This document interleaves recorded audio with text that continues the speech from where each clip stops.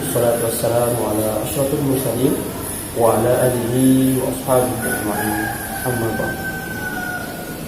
Teman-temanku yang saya banggakan dan dosen pengampu mata kuliah Pendidikan Nilai dan Spiritual Islam yang saya hormati, pada kesempatan kali ini saya akan sedikit mengulas atau membahas tentang artikel yang saya tulis pada mata kuliah Pendidikan Nilai dan Spiritual Islam. Saya Rahman, mahasiswa Psikologi Pendidikan Islam, pasca sarjana Universitas Islam Negeri Sunan Kalijaga, Yogyakarta, akan membahas tentang artikel terkait dengan hakikat, nilai, hormat, dan tanggung jawab perspektif Thomas Likona dalam mata kuliah Pendidikan Nilai dan Spiritual Islam yang oleh yang terhormat Profesor Dr. Haji Mahdi Mustafa Siregar, MA.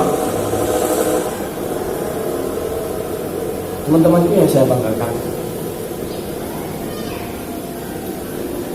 sesuatu yang melatar belakangi penulisan artikel ini adalah melihat apa yang ditulis oleh Thomas Likona dalam bukunya yang mencoba untuk mengklasifikasikan kemerosotan moral yang terjadi di dewasa ini. Dia menuliskan ada 10 klasifikasi dari kemerosotan moral yang terjadi dewasa ini. Pertama, yakni terkait dengan kekerasan di kalangan remaja itu semakin meningkat. Yang kedua adalah penggunaan kata-kata atau bahasa yang semakin memburuk. Ketiga, tindakan kekerasan semakin meningkat, yang itu dipengaruhi oleh peer group. Kemudian yang keempat adalah meningkatnya perilaku merusak diri, seperti penggunaan narkoba, minum-minuman keras, dan seks bebas. Masih banyak lagi jenis tindakan-tindakan yang bisa berimplikasi terhadap pengerusakan atau perusakan pribadi seseorang. Yang kelima adalah itu semakin kaburnya pedoman moral, sehingga seorang tidak bisa membedakan mana yang baik dan mana yang buruk. Yang keenam, menurunnya etos kerja. Yang ketujuh, itu adalah rendahnya rasa hormat terhadap orang tua dan juga terhadap guru. Yang kedelapan, itu adalah rendahnya rasa tanggung jawab individu dan warga negara. Yang kesembilan, itu adalah budayanya ketidakjujuran. Yang ke-10, adanya rasa saling curiga dan menebar kebencian di antara sesama. Dari 10 klasifikasi kemerosotan moral yang terjadi sudah saya jelaskan tadi, hingga kemudian Thomas Likona berpendapat untuk pentingnya atau urgensi dari pendidikan karakter itu sangat perlu diimplementasikan di zaman sekarang ini, sehingga pendidikan karakter itu dituntut sangat penting sekali untuk diselenggarakan, untuk sebagai bentuk problem solving terhadap kemerosotan moral yang terjadi di dewasa ini. Teman-temanku yang saya banggakan, dalam artikel yang saya tulis ini mengacu kepada pendapat Thomas Likona yang menyatakan bahwa pendidikan utama atau pendidikan karakter yang paling utama untuk diajarkan dan diinternalisasikan kepada siswa pada zaman sekarang ini adalah terkait dengan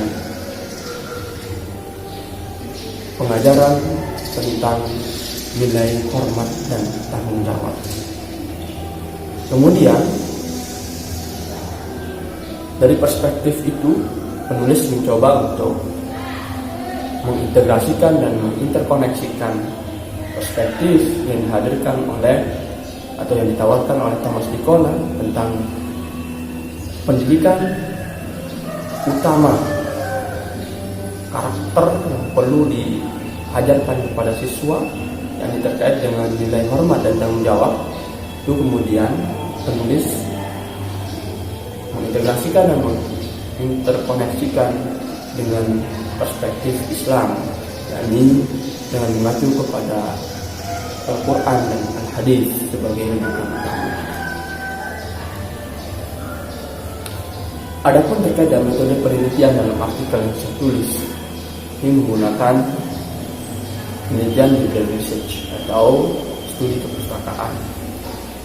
Adapun pendekatan yang saya gunakan dalam artikel ini adalah pendekatan integrasi dan interkoneksi keilmuan, di mana antara al-ulum ad-din atau ilmu-ilmu agama dan ilmu-ilmu umum, humaniora dan lain sebagainya itu bisa saling mengaitkan, bisa saling bertegur sapa untuk menjelaskan sebuah keilmuan dan dapat dijadikan sebagai problem solving untuk mengatasi permasalahan yang sedang terjadi di era modern.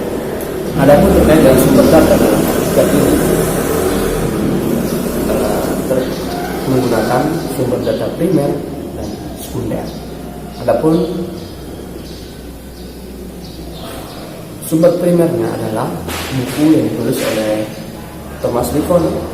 Yang pertama yang berjudul Educating for Character, mendidik anak untuk membentuk karakter, dan yang kedua adalah pendidikan karakter, panduan lengkap mendidik siswa menjadi lebih pintar dan baik. Secara substansi, kedua sumber atau rujukan utama dari penulisan artikel ini tidak begitu berbeda. Kemudian, akan tetapi saya pribadi penulis tetap mengacu kepada dua buku yang ditulis oleh Thomas Likona tersebut.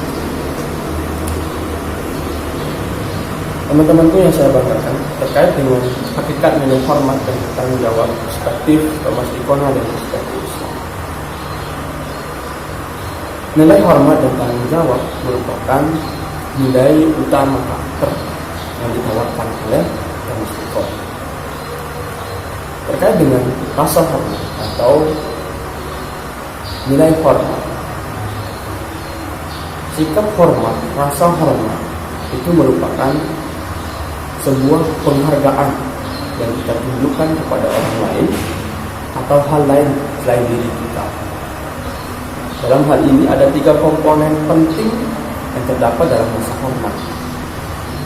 Yang pertama terkait dengan sikap hormat terhadap diri pribadi kita masing-masing. Kemudian yang kedua adalah sikap hormat terhadap orang lain. Yang ketiga, sikap hormat terhadap semua bentuk kehidupan dan lingkungan yang menunjang. Nah, ketiga aspek tersebut mesti diajarkan dan diinternalisasikan kepada siswa, karena sikap hormat terhadap diri sendiri akan menuntun para siswa untuk hidup dengan cara memperlakukan diri sendiri, orang lain sebagai sesuatu yang memiliki nilai dan nilai yang inherent. Sikap hormat terhadap orang lain mengharuskan kita untuk memperlakukan semua orang, bahkan orang yang kita benci sekalipun, sebagai manusia yang memiliki tempat tertinggi, harkat tinggi, dan memiliki hak yang sama dengan kita sebagai individu. Nah, sikap hormat terhadap orang lain dalam konsep psikologi erat kaitannya dengan aliran humanistik yang digagas oleh Abraham Maslow dan Carl Rogers. Nah, melalui teori humanistik tersebut menyatakan bahwa dalam diri manusia terdapat aspek-aspek positif, sehingga kemudian teori humanistik yang memanusiakan manusia pada intinya itu kemudian dalam psikologi Islam kemudian diadopsi dan dikaitkan dengan dan diberikan nuansa-nuansa Islam di dalamnya, yakni bagaimana memperhatikan potensi manusia sebagai makhluk sosial, sebagai makhluk religius, sebagai Abdullah dan sebagai Khalifatullah, serta memandangnya sebagai manusia yang diberikan kesempatan oleh Tuhan untuk mengembangkan segala potensi-potensi yang dimiliki tanpa memandang gender dan sebagainya. Inti dari sikap hormat terhadap orang lain adalah apa yang kemudian disebut dengan golden rule. Golden rule ini maksudnya adalah bagaimana memperlakukan orang lain sebagaimana kita memperlakukan diri kita sendiri. Sehingga kemudian Marang Rustam menyatakan bahwa menghormati merupakan sikap dan tindakan yang mendorong seorang untuk menghasilkan sesuatu yang berguna bagi masyarakat, mengakui dan menghargai kegagalan orang lain. Pandangan tersebut mengacu kepada hadis Nabi SAW yang berbunyi, "La yu'minu ahadukum hatta yuhibba li akhihi ma yuhibba li nafsihi." Tidak sempurna iman seseorang sehingga ia menghargai, mencintai dan menyayangi saudaranya sebagaimana ia menyayangi dirinya sendiri. Adapun sikap hormat terhadap seluruh jaringan kehidupan yang kompleks itu bermakna sesuatu yang melarang kita untuk berbuat kejam terhadap hewan dan memerintahkan kita untuk berbuat baik terhadap lingkungan yang ada padanya seluruh kehidupan itu berlangsung. Terkait dengan pribadi yang memiliki rasa hormat terhadap jaringan kehidupan yang kompleks tersebut merupakan pribadi yang mampu berinteraksi dengan lingkungan dan menciptakan serta mengolah lingkungan dengan baik. Al-Quran dengan jelas menerangkan bahwa apapun yang ada di dunia ini diciptakan untuk keperluan manusia, dan apabila kerusakan terjadi baik di darat maupun di laut, secara umum itu adalah dalam seluruh lingkungan kehidupan itu sangat erat kaitannya dengan perilaku manusia yang tidak memiliki rasa hormat terhadap lingkungan, memperlakukan lingkungan, memperlakukan alam dengan sebaik-baiknya. Yang kemudian Allah menjelaskan dalam firman-Nya yang berbunyi, "Zahara al-fasadu fil barri wal bahri bima kasabat aydin nas liyuziqahum ba'dal ladzi 'amilu la'allahum yarji'un." Artinya, telah nampak kerusakan di darat dan di laut yang disebabkan karena perbuatan tangan manusia, supaya Allah merasakan kepada mereka sebagian dari akibat perbuatan mereka agar mereka kembali ke jalan yang benar. Saudara-saudaraku yang saya banggakan, rasa hormat yang dimiliki oleh seorang dalam pandangan Likona dapat dilihat dari rasa hormat terhadap sesuatu yang ia miliki. Hal itu muncul dari sebuah pemahaman bahwa apapun yang kita miliki merupakan bagian dari diri kita dan juga bagian dari masyarakat. Begitu juga rasa hormat terhadap suatu kewenangan muncul dari pemahaman bahwa gambaran dari legitimasi wewenang merupakan pengalihan bentuk kepedulian terhadap orang lain. Tanpa ada orang yang berwenang, maka tidak akan dapat menjalani kehidupan keluarga, sekolah maupun negara. Ketika seorang tidak lagi menghargai sebuah kewenangan atau menghormati kewenangan yang berlaku, besar kemungkinan kehidupan ini akan berjalan dengan tidak baik dan berakhir dengan merugikan orang lain. Dalam perspektif Marang Rustam tentang nilai hormat atau menghargai merupakan bentuk dari cinta dan kasih sayang. Menunjukkan rasa hormat dan penghargaan terhadap diri sendiri dan orang lain serta lingkungan sangat ditekankan dalam Islam. Karena menurut Marang Rustam terdapat 3 aspek yang melatar belakanginya. Pertama itu manusia itu berasal dari asal yang satu, yakni Adam dan Hawa. Kemudian yang kedua, merasa sebagai hamba Allah yang harkat dan martabatnya sama tanpa memandang jenis kelamin, kesukuan, dan lain sebagainya. Yang ketiga, sama-sama mewajibkan manusia untuk menghormati orang lain, dan menghormati itu berjalan dengan baik apabila didasari dengan cinta dan kasih sayang, sehingga akan merasa bahwa dirinya adalah bagian yang tidak terpisahkan dari masyarakat dan akan merasa mudah untuk menghargai orang lain. Likona mengatakan bahwa sopan santun juga berasal dari sikap hormat yang paling mendasar, yang sikap hormat kepada manusia, sehingga misi dari sekolah adalah bagaimana mengajarkan nilai hormat terhadap diri sendiri, orang lain, dan lingkungan. Teman-teman yang saya banggakan, adapun terkait dengan nilai tanggung jawab sebagai sebuah nilai yang sangat perlu untuk diajarkan dan diintegrasikan pada siswa dalam konteks sekolah, merupakan perluasan. Tadi rasa hormat, rasa tanggung jawab itu merupakan perluasan dari rasa hormat. Nah, artinya apabila kita menghormati orang lain, berarti kita sedang menghargai. Nah, jika kita menghargai mereka, secara tidak langsung kita merasa bertanggung jawab terhadap kesejahteraan mereka. Nah, adapun secara harfiah, tanggung jawab berarti kemampuan untuk menanggung, merespon, atau menjawab. Artinya tanggung jawab itu berorientasi terhadap orang lain, memberikan bentuk perhatian dan secara aktif memberikan respon terhadap apa yang mereka inginkan. Tanggung jawab menekankan pada kewajiban positif untuk saling melindungi satu sama lain. Saudaraku yang saya banggakan, tanggung jawab adalah sikap dan perilaku seseorang untuk melaksanakan tugas dan kewajiban sebagaimana yang seharusnya dilakukan terhadap diri sendiri, masyarakat, lingkungan, baik itu alam, sosial, dan budaya, serta negara maupun tanggung jawab. Sehingga Malang Islam mengatakan bahwa tanggung jawab adalah sikap, perkataan, dan perilaku seseorang untuk melaksanakan tugas dan kewajibannya yang seharusnya dia lakukan terhadap diri sendiri, masyarakat, lingkungan, negara, dan Allah Subhanahu wa Ta'ala, baik di dunia maupun di akhirat. Bahkan tanggung jawab merupakan lanjutan dari spiritual keagamaan, yakni ma'rifatullah.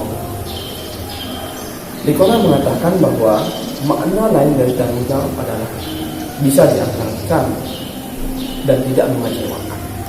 Tanggung jawab berarti melaksanakan sebuah pekerjaan atau kewajiban dalam keluarga, di sekolah, maupun di tempat bekerja dengan sepenuh hati dan memberikan yang terbaik. Dalam perspektif Islam, tanggung jawab meliputi tiga bagian yang tidak bisa dipisahkan, yakni secara vertikal, secara horizontal, dan secara personal. Secara vertikal berarti tanggung jawab kepada Tuhan, hubungan kita dengan Allah langsung, belum dengan Allah. Tanggung jawab secara horizontal berarti tanggung jawab yang berkorelasi dengan hal di luar diri kita.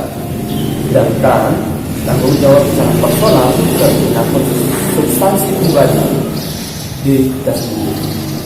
Tiga bagian tersebut kemudian Maragustam mengklasifikasikan jenis tanggung jawab tersebut dalam 5 jenis tanggung jawab. Ini pertama, tanggung jawab terhadap Tuhan, tanggung jawab terhadap diri sendiri, tanggung jawab terhadap keluarga, tanggung jawab terhadap masyarakat, dan yang terakhir adalah tanggung jawab terhadap bangsa dan negara. Tidak jauh berbeda dengan perspektif yang diajukan oleh Maragustam tentang nilai tanggung jawab tersebut. Anwar mengumpulkan bahwa jenis tanggung jawab itu diklasifikasikan sebagai berikut. Yang pertama, tanggung jawab terhadap Tuhan atau Allah Subhanahu wa Ta'ala dalam bentuk atau diwujudkan dalam mengabdikan diri sebagai hamba, berpegang teguh kepada agama Allah, memegang amanah sebagai khalifatullah, dan menegakkan kesucian agama Islam. Yang kedua, tanggung jawab terhadap diri sendiri yang diwujudkan dalam membersihkan diri baik fisik maupun rohani, serta mengembangkan setiap potensi yang dimiliki.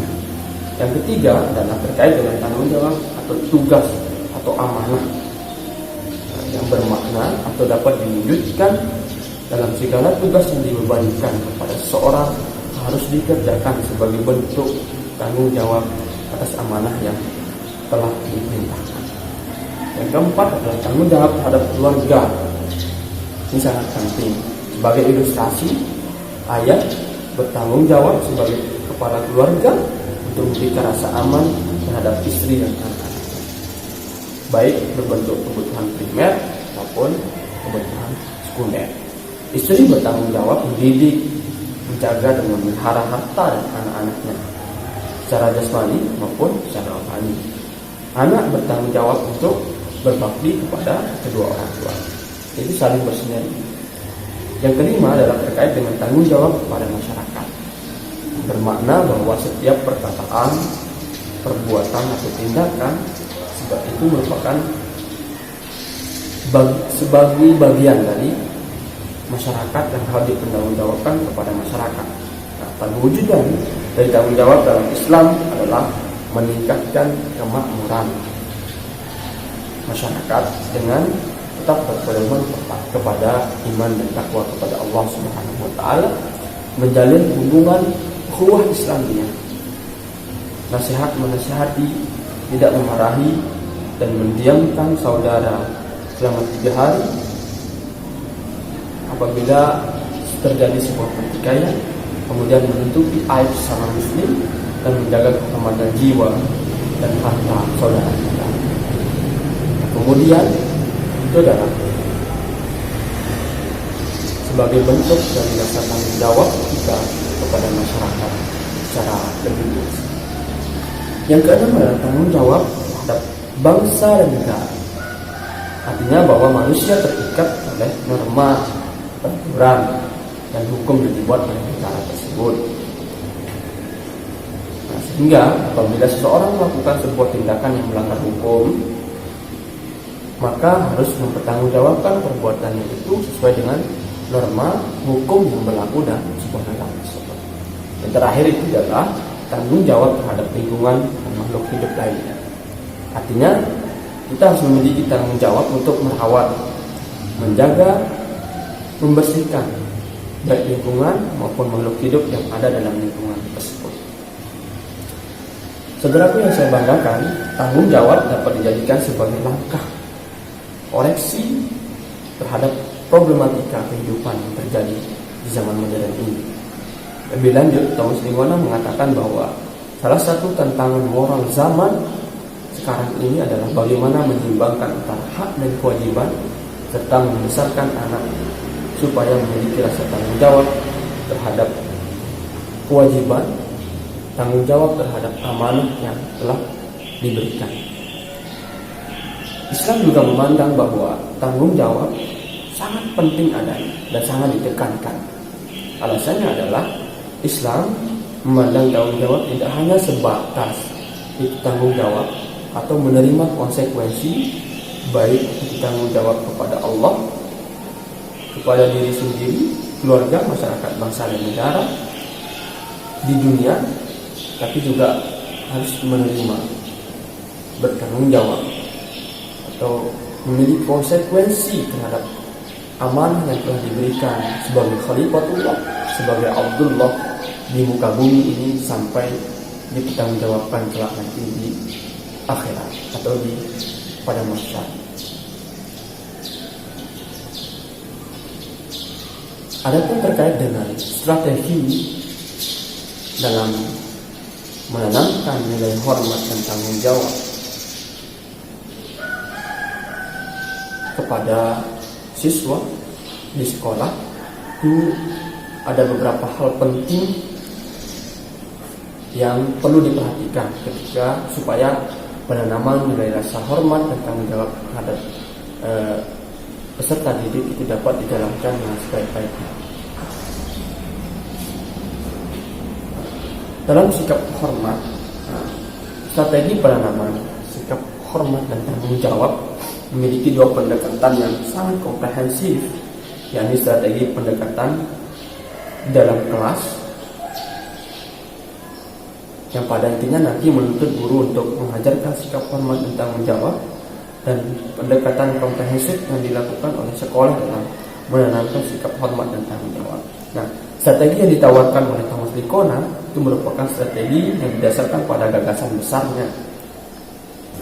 Adapun dalam Islam, bagaimana menanamkan nilai hormat dan tanggung jawab kepada siswa itu bisa dilakukan dengan metode tazkirah yang berintikan pada pelajaran pendidikan Islam yang kemudian itu dapat dijadikan sebagai metode atau strategi untuk menanamkan nilai rasa hormat dan tanggung jawab kepada siswa di sekolah, sehingga